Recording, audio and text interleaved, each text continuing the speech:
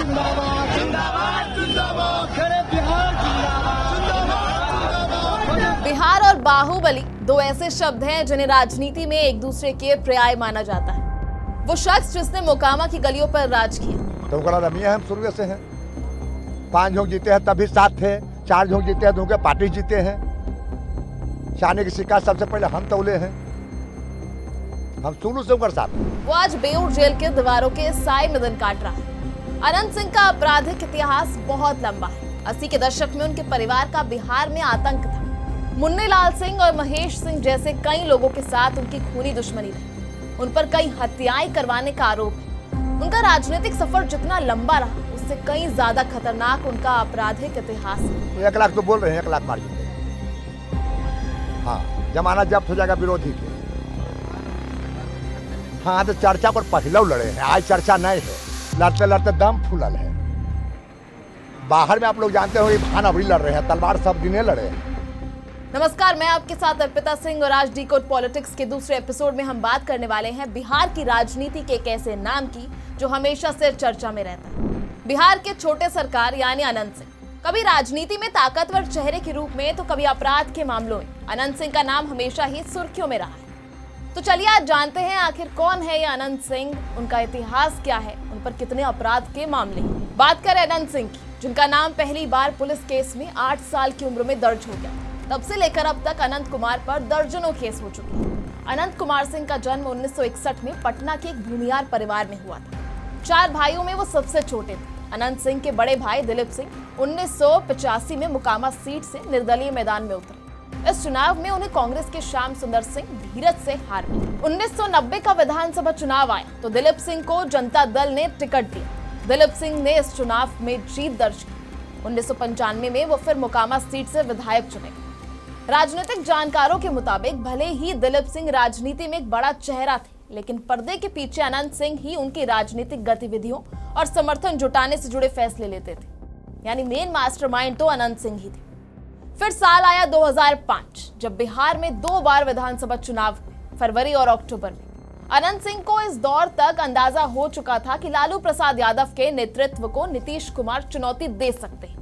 ऐसे में उन्होंने न सिर्फ 2004 के लोकसभा चुनाव में जेडीयू को जिताने के लिए जोर लगाया, बल्कि अक्टूबर 2005 के विधानसभा चुनाव में जेडीयू के टिकट पर उतरे और जीत भी हासिल की।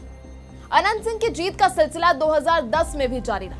हालांकि 2015 में अपहरण और हत्या के केस में गिरफ्तारी के बाद जेडीयू ने उन्हें टिकट नहीं दी। 2020 के विधानसभा चुनाव में अनंत सिंह ने लालू प्रसाद यादव की राजद का हाथ थाम लिया, यानी पलटी मार।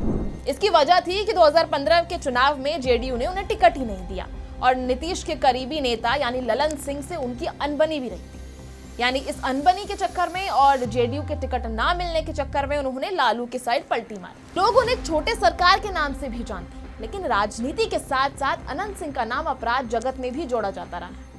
उन पर हत्या, रंगदारी, अपहरण और अवैध हथियार रखने जैसे कई गंभीर आरोप हैं। रिपोर्ट्स के मुताबिक अनंत सिंह के खिलाफ अब तक 28 से ज्यादा आपराधिक मामले दर्ज हैं। फिर भी उनका प्रभाव मोकामा और आसपास के इलाकों में बहुत ज्यादा रहा। कहा जाता है कि बिहार की राजनीति में वो एक समय ऐसा चेहरा थे जिससे लोग डरते भी थे और उनका सम्मान भी करते थे। बात करें आगे चुनावों की तो 2022 में उन्हें 2 मामलों यानी 2015 के इंसास राइफल और अन्य हथियार मिलने के मामले में और 2019 के AK-47 राइफल मिलने के केस में उन्हें दोषी पाया गया और सजा हो गई। इसके चलते उनकी विधायिकी चली गई। इसके बाद उन्हें उपचुनाव में अनंत सिंह ने अपनी पत्नी नीलम देवी को खड़ा किया, जिन्हें राजद से टिकट दिलाया। नीलम ने अनंत सिंह के बल पर यह चुनाव जीत भी ली, लेकिन 2024 में जब नीतीश कुमार राजद का साथ छोड़कर फिर एनडीए में शामिल हो गए और मुख्यमंत्री बने तो विधानसभा में हुए विश्वास मत में उनकी पत्नी ने एनडीए के पक्ष में ही वोट डाल दिया। ऐसे में माना जा रहा है कि 2025 के विधानसभा चुनाव में एक बार फिर जेडीयू राजद के बीच मोकामा सीट को लेकर होड़ रही। सरकार नीतीश जी के बनेगा, भाजपा का बनेगा, गठबंधन का। थोड़ा बता रहे हैं लोग कि महागठबंधन में भी थोड़ा अभी दिक्कत चल रहा है। कोई दिक्कत है, अपना जमीनी कुल का दिक्कत चलता है। और इस मोकामा की सीट से अनंत सिंह ही खड़े थे। हाल ही में अनंत सिंह को मोकामा मर्डर केस में गिरफ्तार कर लिया गया। दुलार चंद की हत्या के आरोप में वो फिलहाल 14 दिन की न्यायिक हिरासत में। उन पर आरोप है कि उन्होंने एक हत्या की साजिश रची थी।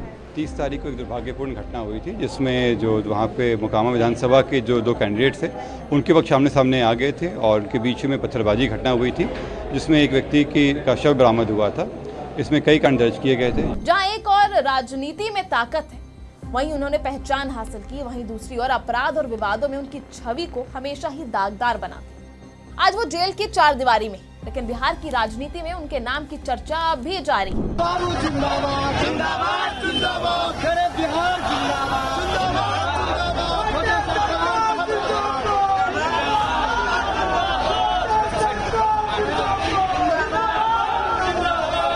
अब क्या अनंत सिंह का राजनीतिक सफर यहीं खत्म हो जाएगा? क्योंकि ऐसे पड़ाव उन्होंने जिंदगी में पहले भी देखे हैं और ऐसी मुश्किलें उन्होंने पहले भी फेस की।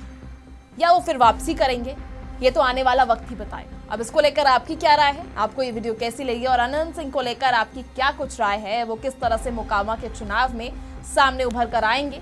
उन्हें वोट मिलेंगे या नहीं? इसको लेकर आपकी क्या राय है? आप हमें कमेंट सेक्शन में जरूर बताएं। और इसी तरह की तमाम वीडियोस के लिए बने रहिए हमारे साथ और देखते रहिए पंजाब केसरी.com।